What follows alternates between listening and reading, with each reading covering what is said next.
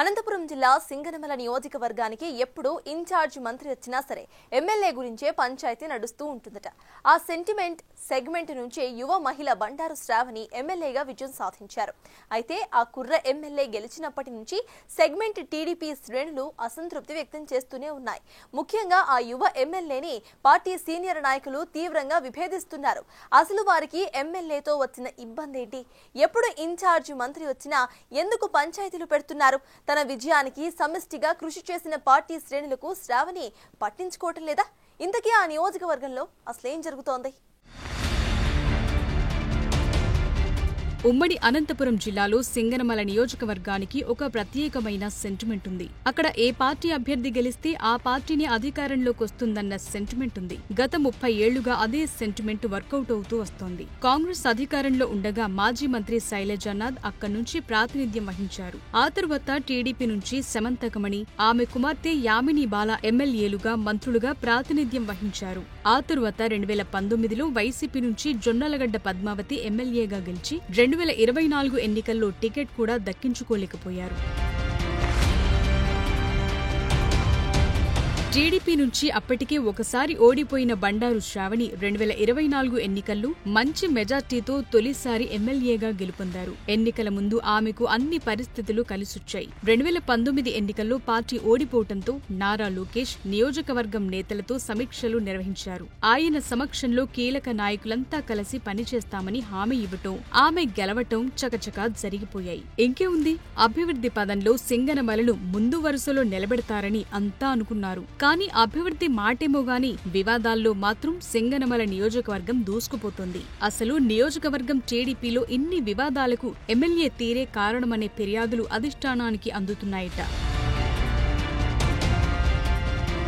యువ నాయకురాలైన బండారు శ్రావణికి రాజకీయ అవగాహన లేకపోవడంతో పార్టీ శ్రేణులను కలుపుకుని పోవటంలో విఫలమవుతున్నారట. నియోజకవర్గం కంటే హైదరాబాద్లో గడపటానికే ఎక్కువ ప్రాధాన్యత ఇస్తున్నారట.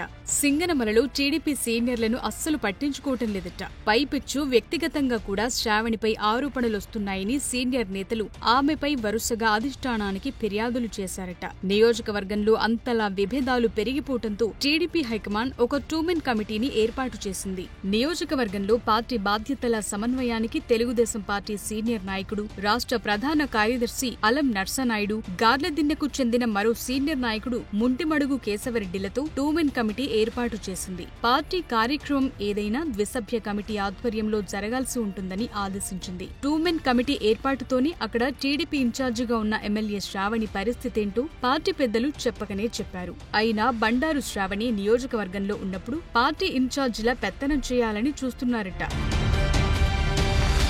సెగ్మెంట్లో 2 సభ్యుల కమిటీ ఆధ్వర్యంలో జరిగే కార్యక్రమాలు విజయవంతంగా సాగుతున్నాయి.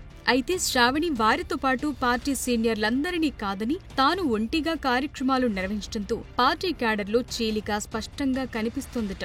దాంతో నియోజకవర్గంలో చాలా మంది లీడర్లు ఎమ్మెల్యేకు దూరం జరుగుతున్నారట. దశాబ్దాలుగా పార్టీ కోసం పనిచేస్తున్న నాయకులను పట్టించుకోకుండా శ్రావణి ఒంటెద్దు పోకడలకు పోతున్నారని పార్టీలో అన్ని మండలాల నాయకులు ఫిర్యాదులు చేస్తున్నారట.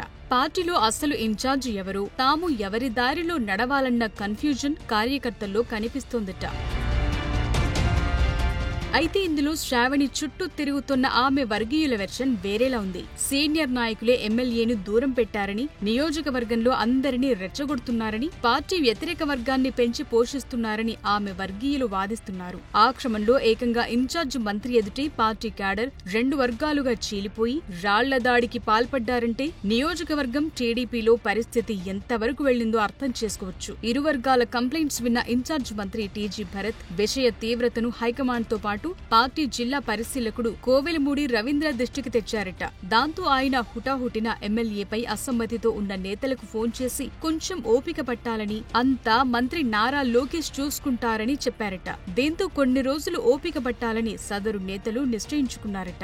బండారు శ్రావణిపై ఫిర్యాదు చేసిన వారిలో సింగనమల వెస్ట్, గార్లదిన్నె, ఎల్లనూరు మండలాలకు చెందిన నేతలున్నారట.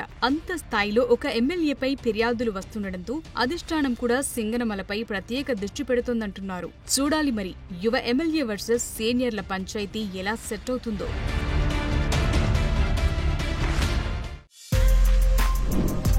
For more videos like this, subscribe Big TV channel.